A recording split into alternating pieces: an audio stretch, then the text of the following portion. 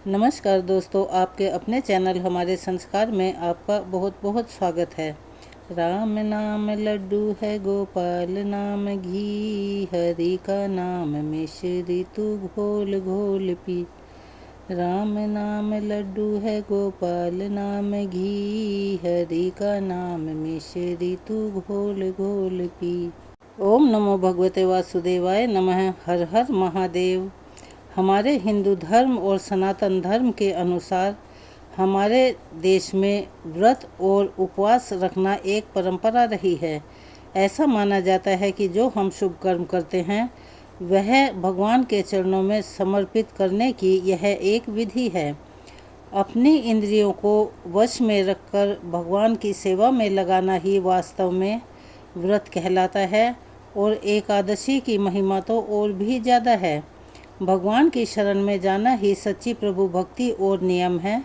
एकादशी का व्रत तब तक पूर्ण नहीं माना जाता जब तक द्वादशी को उसके पारण विधि विधान से न किया जाए। द्वादशी तिथि को अपनी क्षमता के अनुसार ब्राह्मणों को दान देकर व्रत का पालन करना शास्त्र सम्मत है। एकादशी के दिन भगवान विष्णु के रूप का धूप दीप नैवेद्य पुष्प और फलों सहित पवित्र और शुद्ध भाव से पूजन अर्चन करना चाहिए।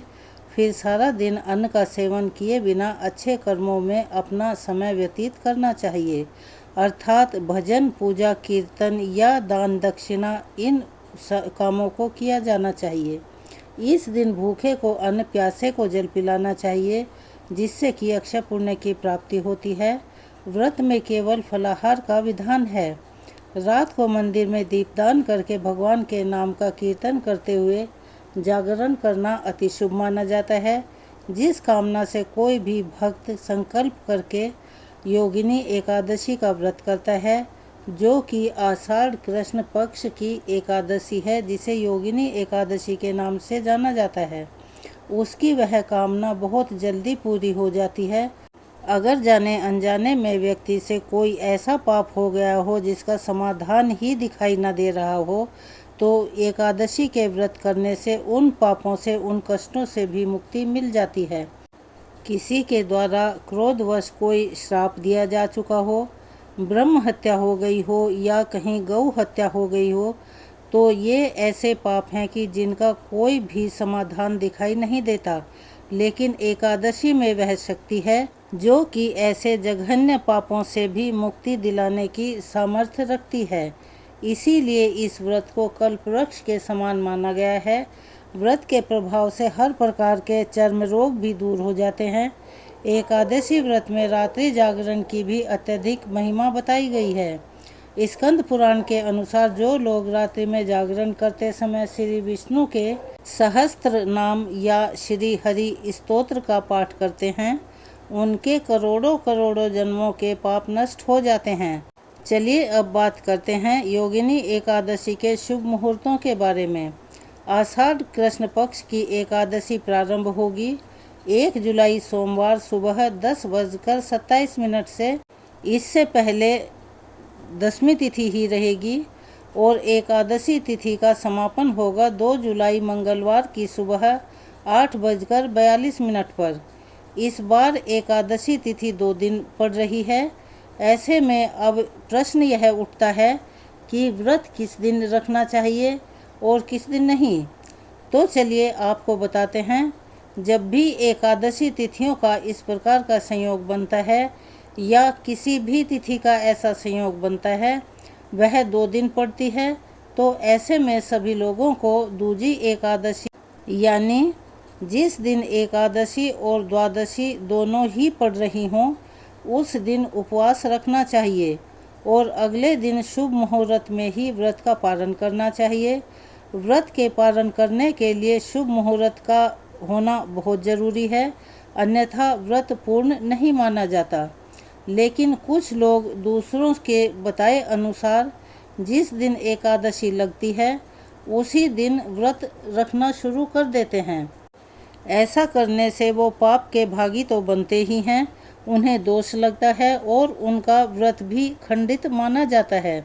इसीलिए हमेशा शुभ मुहूर्त की जानकारी होना बहुत आवश्यक है। इस बार एकादशी की 2 तिथि पड़ने के बावजूद भी 2 जुलाई मंगलवार को ही योगिनी एकादशी का व्रत रखा जाएगा। द्वादशी तिथि प्रारंभ होगी 2 जुलाई मंगलवार को सुबह 8:43 से। इसी के साथ हरिवासर का समय भी शुरू हो जाएगा और हरिवासर होते हुए कभी भी व्रत का पालन नहीं किया जाता। 3 जुलाई बुधवार को सुबह 7:10 पर द्वादशी तिथि समाप्त होगी।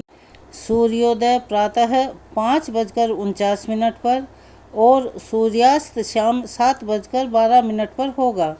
ब्रह्म मुहूर्त का समय सुबह 4:13 से 5:01 तक रहेगा। राहु काल दोपहर 12 बजे से 1:30 तक रहेगा। व्रत का पारण अगले दिन हमेशा सूर्योदय के बाद और हरिवासर का समय बीतने के बाद ही किया जाता है। 2 जुलाई मंगलवार को हरिवासर दोपहर 1:30 पर समाप्त हो जाएगा और योगिनी एकादशी का व्रत खोला जाएगा, यानी व्रत का समापन पारण किया जाएगा। 3 जुलाई बुधवार को सुबह 5:49 से 7:10 तक आपको अपने व्रत का पारण कर लेना है, क्योंकि उसके बाद में त्रयोदशी तिथि प्रारंभ हो जाएगी। इसीलिए आपको शुभ मुहूर्त और तिथि के अंदर अंदर ही अपने व्रत का पालन कर लेना चाहिए। श्री ब्रह्म वैवर्त पुराण के अनुसार योगिनी एकादशी के विषय में कहा गया है, 88,000 ब्राह्मणों को भोजन कराने से जो फल मिलता है, वही फल इस योगिनी एकादशी के व्रत को करने से मिलता है।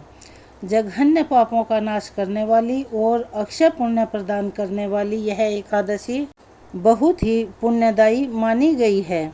अगर एकादशी का व्रत आप नहीं रख पाते हैं, आप सक्षम नहीं हैं, तो भी इस तिथि पर आपको चावल नहीं खाने चाहिए और ना ही अपने परिवार के सदस्यों को खाने देने चाहिए। एकादशी पर अगर उपवास ना भी कर पाएँ तो कोई बात नहीं, इस दिन भगवान विष्णु की विधि विधान से पूजा अर्चना जरूर करें। भगवान को भोग में तुलसी पत्र जरूर चढ़ाएं। हमारे वेद शास्त्रों में ऐसा वर्णित है कि भगवान विष्णु को इस दिन तुलसी अर्पित करने से भी पूरे व्रत का पुण्य मिल जाता है। एकादशी के दिन सुबह ब्रह्म मुहूर्त में उठकर या सूर्योदय से पहले उठकर स्नान करके साफ वस्त्र पहने, फिर भगवान विष्णु की मूर्ति को गंगा जल से स्नान कराकर चंदन धूप दीप पुष्प से पूजा और आरती करें। पूजा के बाद ज़रूरतमंद लोगों और ब्राह्मणों को दान दक्षिणा दें। जितनी भी आपकी सामर्थ्य हो उतना दे सकते हैं। अगले दिन सूर्योदय के समय अपने भगवान को भोग लगाकर, दीप जलाकर और प्रसाद बांटकर अपना व्रत का पालन करें। ऐसा माना जाता है कि यह व्रत करना 88,000 ब्राह्मणों को भोजन कराने के बराबर है, तो आप भी इस पुण्य को प्राप्त कर सकते हैं। अगर आप एकादशी के व्रत के नियमों का पालन कर लेंगे तो ये आपके सभी पाप और कष्ट मिट जाएंगे। यह थी आज की एकादशी के बारे में जानकारी। आपको कैसी लगी कमेंट्स बॉक्स में अपनी राय ज़रूर बताएं। अगर आप हमारे चैनल पर नए हैं और अभी तक आपने चैनल को सब्सक्राइब नहीं किया है तो प्लीज़ चैनल को सब्सक्राइब कर लें, वीडियो को लाइक करें, ज़्यादा से ज़्यादा शेयर करें ताकि यह जानकारी और लोगों तक भी पहुंच सके। बेल आइकन को दबाना ना भूलें ताकि हमारी आने वाली हर वीडियो की जानकारी नोटिफिकेशन के ज़रिए आपको मिल जाया करे। कमेंट्स बॉक्स में हर हर महादेव, ओम नमो भगवते वासुदेवाय नमः लिखना ना भूलें। धन्यवाद।